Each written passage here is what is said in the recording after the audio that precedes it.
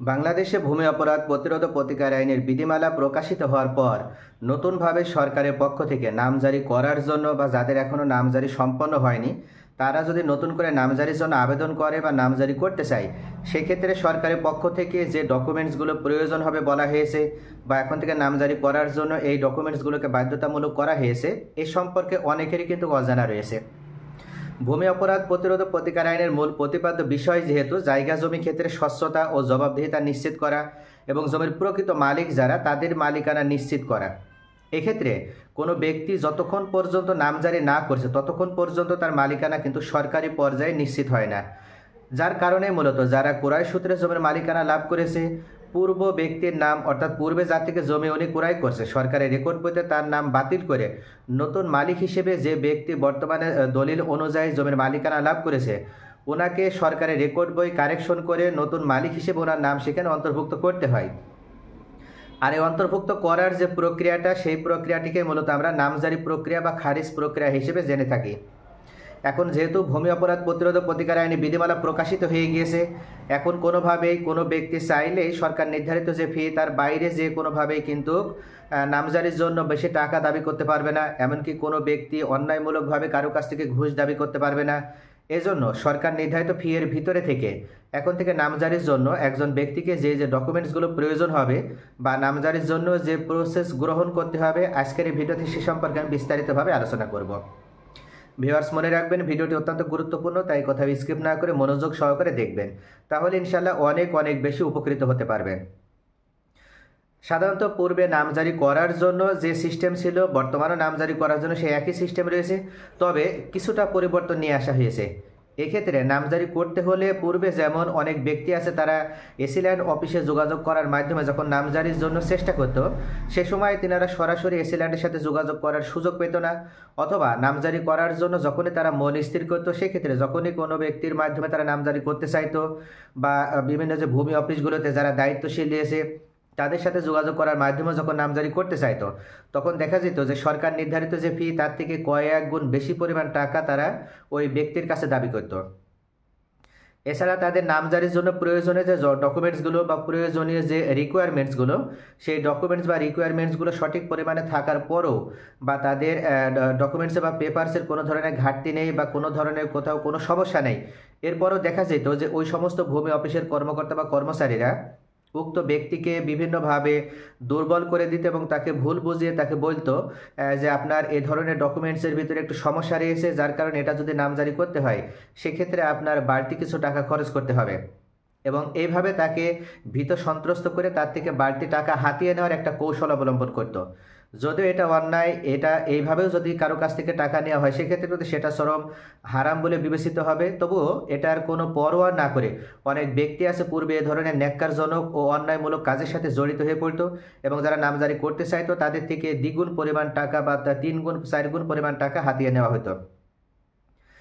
এখন থেকে কোনো ব্যক্তি যেন এই ধরনের অন্যায়মূলক পন্থা অবলম্বন করার মাধ্যমে কোনো ভুক্তভোগী ব্যক্তিকে বা কোনো সেবা গ্রহীতা ব্যক্তিকে ভিকটিম করতে না পারে বা ভুক্তভোগী করতে না পারে, যার কারণে সরকারের পক্ষ থেকে নামজারির জন্য মূলত 6টি ডকুমেন্টসকে বাধ্যতামূলক করা হয়েছে। অর্থাৎ কোনো ভূমি মালিক যদি নামজারি করতে চায় তাহলে সেই ব্যক্তির সর্বপ্রথম যে ডকুমেন্টসটি প্রয়োজন হবে সেটি হচ্ছে তিনার একটি দলিল প্রয়োজন হবে। যেহেতু উনি ক্রয় সূত্রে জমির মালিকানা পেয়েছে, এক্ষেত্রে উনি যেহেতু ক্রয় সূত্রে জমির মালিকানা পেয়েছে এটা প্রমাণ করার জন্য ওনার অবশ্যই একটি সঠিক দলিল থাকা লাগবে।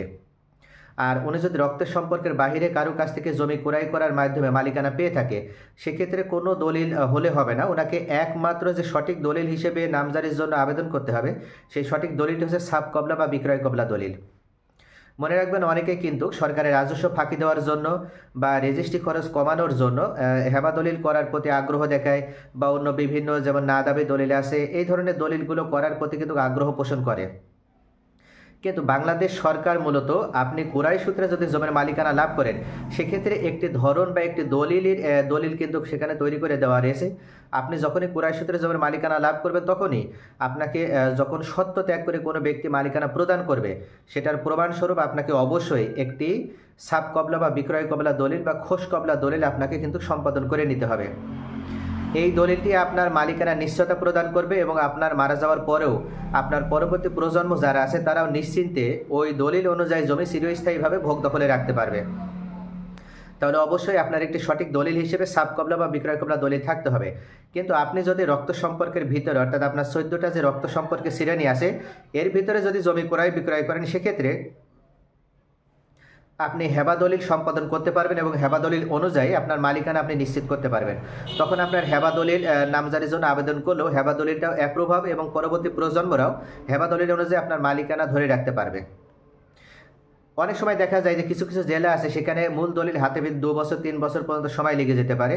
যদি মনে হয় যে এর পূর্বে আপনি নামজারি করে নেবেন, সেক্ষেত্রে আপনার মূল দলিল পাওয়ার পূর্বেই দলিলের সার্টিফাইড কপি বা নকল আপনাকে উঠিয়ে নিতে হবে।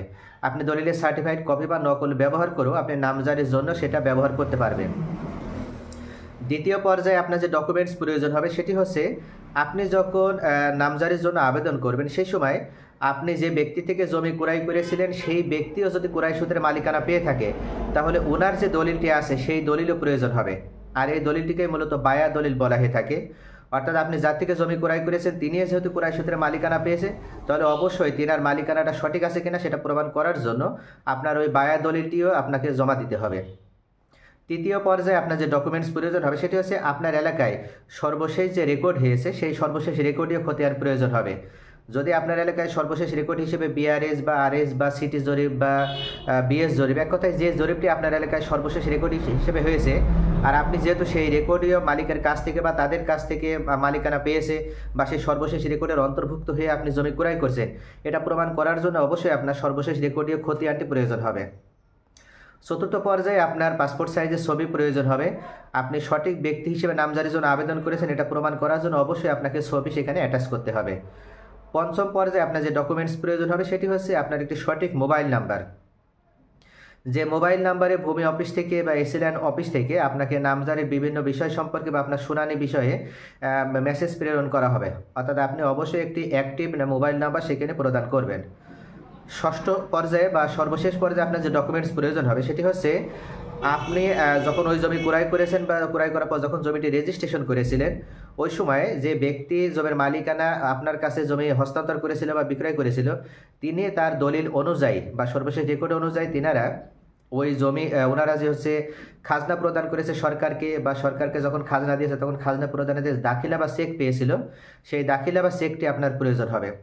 এই দাখিলা বা চেক আপনার নামজারি আবেদনের জন্য এটা প্রদান করতে হবে। এক্ষেত্রে মনে রাখবেন ভিউয়ার্স, আপনি যদি এই 6টি ডকুমেন্টস সঠিকভাবে সঠিক সময়ে বা আপনার যদি এসিল্যান্ড মহোদয়ের সামনে আপনি উপস্থাপন করতে পারেন, সেক্ষেত্রে এসিল্যান্ড মহোদয় বর্তমান আইন অনুযায়ী আপনার নামজারি প্রদান করতে বাধ্য। কেননা বর্তমান সরকারের পক্ষ থেকে ভূমি যে সেক্টরটি আছে এই ভূমি সেক্টরটিকে সম্পূর্ণ স্বচ্ছতা ও জবাবদিহিতার আওতায় নিয়ে আসা হয়েছে। এক্ষেত্রে কোনো ব্যক্তি যদি আপনার কাছে বাড়তি টাকা দাবি করে নামজারির জন্য, সেক্ষেত্রে আপনি তাকে বাড়তি টাকা না দিয়ে আপনি সরাসরি যদি এসিল্যান্ড মহোদয়ের সাথে যোগাযোগ করেন, তাহলে দেখা যাবে যে এসিল্যান্ড মহোদয় একদম সরকার নির্ধারিত যে ফি 1170 টাকার ভিতরেই আপনাকে নামজারি প্রদান করে দিচ্ছে। আবার আপনি অনলাইনে আবেদন করার মাধ্যমেও এই নামজারির জন্য আবেদন করতে পারবেন। এক্ষেত্রে বিভিন্ন কম্পিউটার যারা আছে, যারা কম্পিউটার অপারেটর হিসেবে অনলাইনে আবেদন গ্রহণ করেন বা আবেদন করেন, আপনি সেই সকল কম্পিউটারের সাথে যোগাযোগ করার মাধ্যমে আপনি অনলাইনে নামজারি করার জন্য আপনি আবেদন করতে পারবেন। এক্ষেত্রে মনে রাখবেন যে সরকার নির্ধারিত যে ফি এর বাহিরে আপনার কোনো টাকা খরচ হবে না। কেননা বর্তমান সরকারের পক্ষ থেকে নিশ্চয়তা দেওয়া হয়েছে যে কোনো ব্যক্তির নামজারি আবেদন আর বাতিল হবে না। নামজারি আবেদন করার সাথে সাথে সেই ব্যক্তির নামজারি প্রদান করতে হবে যদি তার সমস্ত রিকোয়ারমেন্টস বা পেপারসগুলো সঠিকভাবে থাকে। আর যদি কোনো রিকোয়ারমেন্টস বা ডকুমেন্টসের ভিতরে সমস্যা থাকে, তাহলে যার যে ডকুমেন্টসের সমস্যা রয়েছে সে সমস্যার সমাধান করে পরবর্তীতে আবার নামজারির জন্য আবেদন করার জন্য এসিল্যান্ড মহোদয় তাকে উৎসাহিত করবে এবং তাকে এই বিষয়ে ডিটেলস আকারে তার সামনে বিস্তারিতভাবে আলোচনা করবেন, যেন ওই ব্যক্তি নামজারির যে কেসটা উনি করেছে বা আবেদন করেছে সেটাকে যেন গ্রহণ করা হয় এবং ওনার যে ডকুমেন্টসের ঘাটতি রয়েছে সেই ঘাটতিটা পূরণ করে পরবর্তীতে আবার কী কী ডকুমেন্টস জমা দিতে হবে সেই বিষয়ে সঠিক নির্দেশনা এসিল্যান্ড মহোদয় একজন ভূমি সেবা গ্রহীতাকে প্রদান করবেন। তাহলে ব্যাস আশা করি বুঝতে পারছে যে নতুনভাবে নতুন নিয়মে আপনার নামজারি করার জন্য এই 6টি ডকুমেন্ট সরকারের পক্ষ থেকে বাধ্যতামূলক করা হয়েছে। এই 6টি ডকুমেন্টস আপনি নামজারির জন্য আবেদন করার সময় বা নামজারি আবেদনে আপনি যদি এই 6টি ডকুমেন্টস প্রদান করতে পারেন, সেক্ষেত্রে আপনার নামজারি আবেদন কিন্তু আর বাতিল হবে না।